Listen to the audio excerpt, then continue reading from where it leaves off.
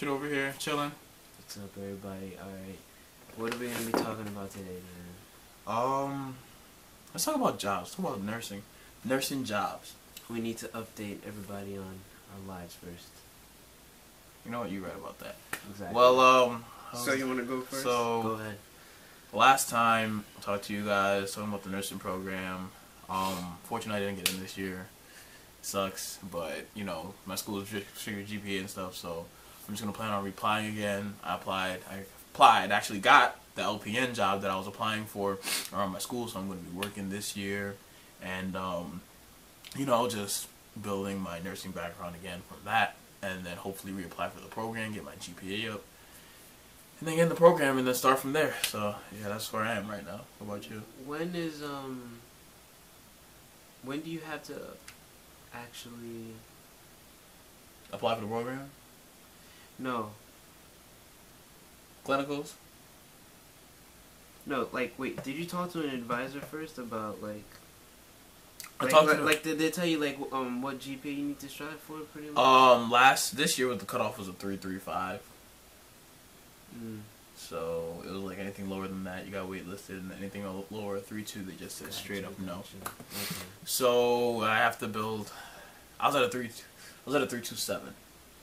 So, you know, it's not terrible, because Exactly. not everybody can be an A student, but it's like for them, you gotta build it up. So, I already finished all my... prereqs and nursing classes and stuff, so I'm just taking classes just to basically boost my GPA up so I can get in the program. Because even in my school, even like over a 3.0, you're obviously you're like considered, but like it'll still depend on like everything else, I guess. I don't know. My school is just the GPA. They're very vague about things. I guess like most nursing programs are like very vague, but I guess some are very obviously discreet. Like this is what you need to get in, but I don't know. Things are probably different in your school. Yeah. So my update pretty much is I'm gonna be starting third semester in my program. So this is your senior year, right? No. Well, like this is your last year for your associates. Last year, yeah, last year. So, all right. So I'm very happy about that, I guess. The freaking last semester was a brutal one. I don't even know how I made it. Okay, Sam, you made it. Hey, remember, C's get degrees. Hey, no, A's get degrees. Whoa, A's get degrees. A's get degrees. Exactly. So people who have C's, they just nope, you don't graduate. You're out. You're out. No, I'm joking. But yeah, last semester was a very hard one. So many people in our program, it was down to the wire, if whether we would move on or not, or we would just have to take the class over. Wouldn't be that big of a deal. Because in my school, it's pretty interesting. I think they allow one withdrawal, and one fail. So throughout the program, which is 2 years, if you withdraw from a class before you think maybe if you're going to fail, that's it. You know, like you can't do that for another class, you get what I'm trying to say? Oh. And if you fail once, whatever, you can retake the class. You could retake the class. But if you fail more class, then... If you fail more than that, exactly, then that's... Okay. So that's the interesting part of my program. But yeah, that's the update. I'm doing my third semester this year. This fall, I mean. You're working, right? I am working. Yeah, as an LPN? Yes, okay. At a nursing home. You said you got a job, right? Yeah, I literally last week Monday, just last week I went for an interview. I talked to them about it. You know, let them know that I didn't have any experience. All I had was clinical experience. I didn't really have any job experience and stuff. You know, they still interviewed me.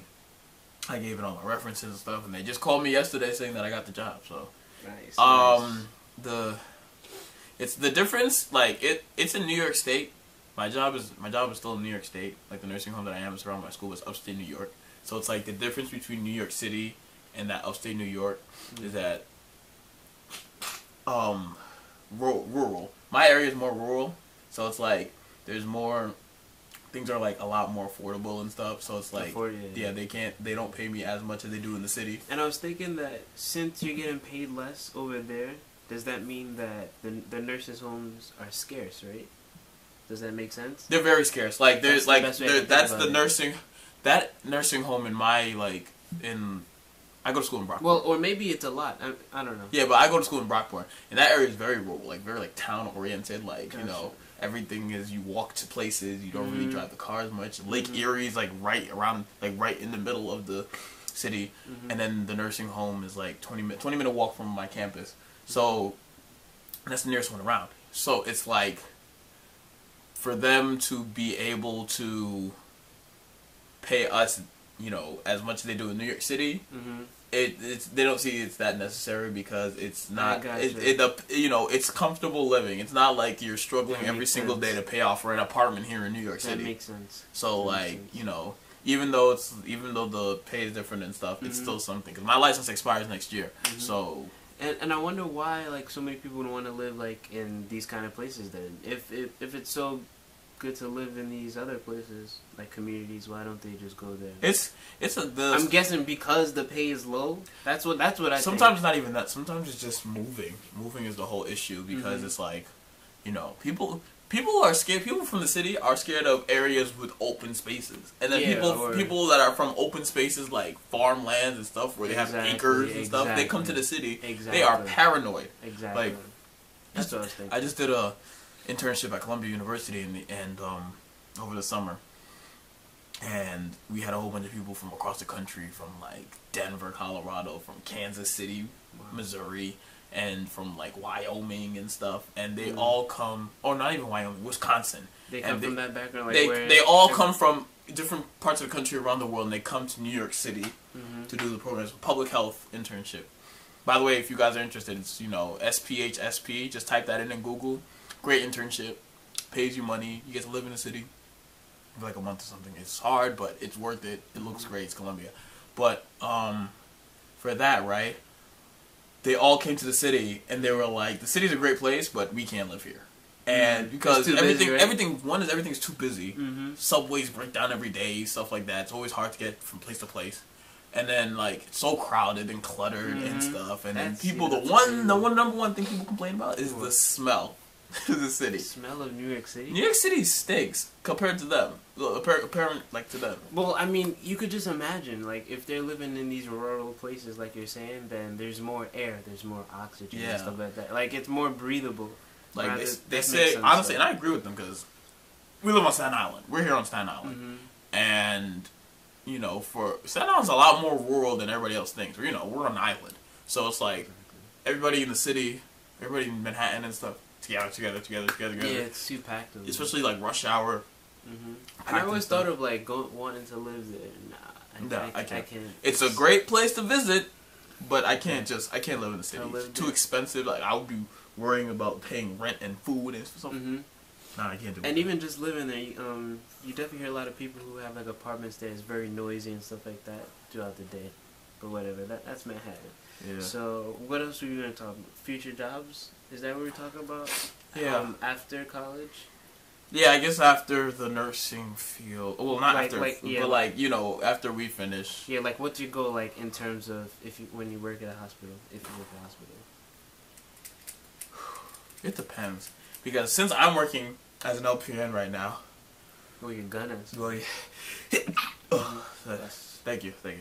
So since I'm working as an LPN, since I'm going to be working as an LPN soon, the place that I'm working at, they hire RNs as well. So once I graduate, you know, if I'm, you know, that everything is decent, everything works out, then I'm still, you know, working for the place that I'm working at right now. Since you're gonna be going for your bachelor's, you're gonna be in school for a while. Yeah, so like I have like okay, that makes sense. I have like another Wait. I got you. Cause no, but I'm saying even since you won't be able to get your associates and if you wanted to go somewhere else to like a hospital, you can't do that. You're gonna have to wait until after your bachelor's.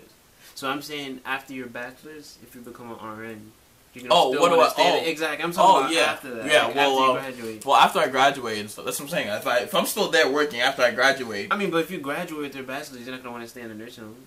That's true, but you never know. I'm just saying, it all depends. I'm saying if I'm saying in the future when you make the decision to go to the hospital. Oh, okay, all right. So, like, where would you want your experience to be? Hold on, let me go. Like, I guess I would want to be able to go to That's a tough. Like, I want to work in a hospital. I'd probably. It depends where I go. I don't know if I'll come back home to the city and try to look for a job here. I'll try to do that. See how it works out. Maybe work. Now, here's the main goal. 2 years from now, I'm planning. Well, not 2 years from now, but after I graduate, I'm planning on working for at least 2 years, building up. Getting experience in the field because a lot of places in the nurse home. You saying or what? No, just like wherever I get a chance to work. Gotcha. So, like, if it's a nursing home, need be, I obviously, I'm probably gonna try to get a hospital job. But if I can't, nursing home is there. Exactly. So I'm gonna try to get a job, work, get a steady, good job.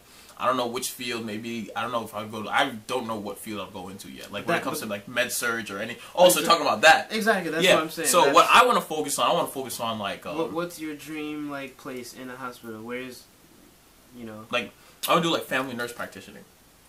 So no, we're talking about as an RN when you graduate.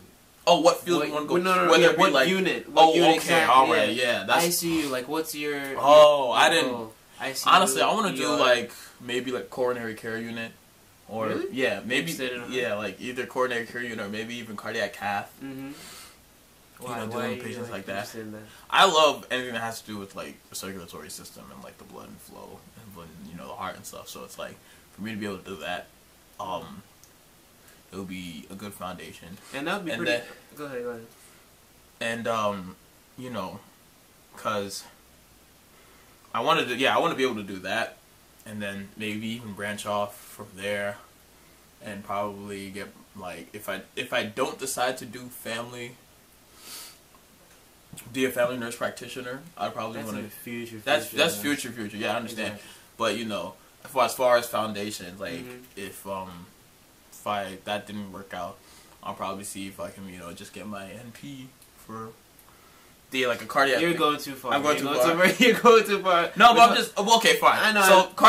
So mainly cardiac cath. Exactly. Or CCU. I mean, I was saying future jobs, but I'm talking about like just immediate after college. Okay, all right, so, yeah. But I would try to get a job. If not those places, I'd probably just do like med surg just to get the main. Med surg you get a little taste of everything. Exactly. So yeah, if I can't do cardiac cath, if I can't specialize in cardiac cath, or if I can't specialize in like CCU or anything that has to do with heart, any unit that has to do with the heart, I'll probably just go to try to work in med surg from there. Yeah, that's good. I mean, or go ahead. Maybe neonatal too. I might want to do neonatal because I know a lot of places they require you to do neonatal before like you want to go back to school for anything. So that's something to keep in mind. Okay, but yeah, that's definitely interesting in terms of because when you're dealing with like bedside care. Maybe as an RN, it sort of makes sense. You're gonna be like doing a lot of like teaching with the patient, which is really good. I mean, you're always doing teaching, obviously, regardless.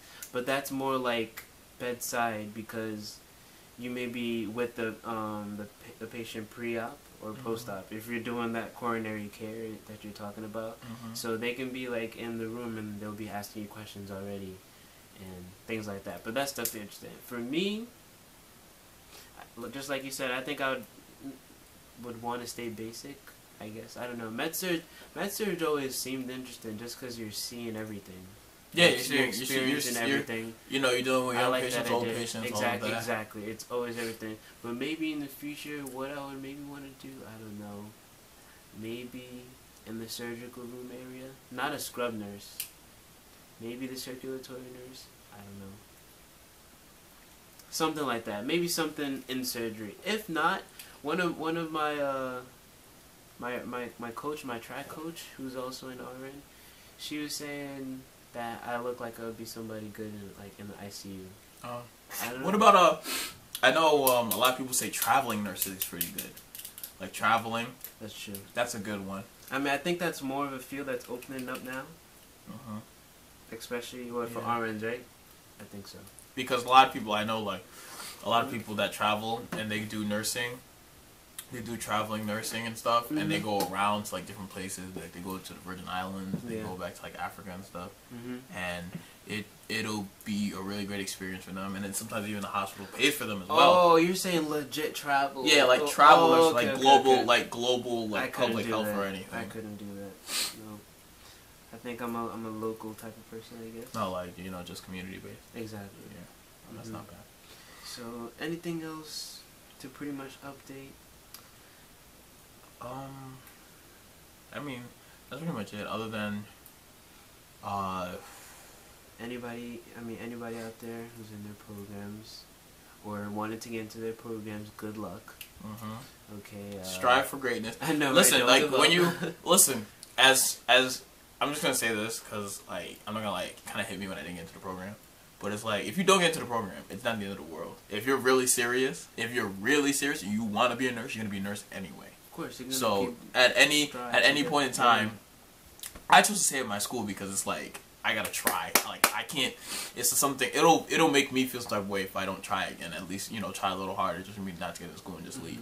So that's why I stayed at my school. But there are other programs that I could have probably applied for, maybe like a Delphi or something. You've already invested much anyway. Yeah. So it's like why change it? But there's other programs out there that will give you that you won't be able to lose time. When you want to do nursing, like if you don't get to apply for your best, make prereqs. That's what I want to say. Do good in your prereqs because those are even though like some schools might look at GPA and stuff. As long as you do mainly do good in your science classes that they mainly look at, you'll be fine. Just try as hard as you can. Definitely. I don't know what else kind of advice you could pretty much give. Yeah, don't give up. Just strive through. Like the same way how it was hard for me it was hard for last semester. You're gonna have your ups and your downs. You're gonna want to quit. That's the main thing, especially if you get into your program. And it's hard. That's what I think every nursing student has said that when they're in, they start thinking do I want to do this? 'Cause it's so hard. Their programs, standards can be very high, etc., etc. But, try and, look for that goal, there's a light at the end of the tunnel. Don't just give up so easily. At least finish. That's what our director Curtis always said. She was like, look, if you don't want to do it, that's understandable. Maybe if you lose interest, that's understandable. But at least finish. Because it's like you just took someone's spot, and for you to not finish. Regardless of that, that's true. That is true.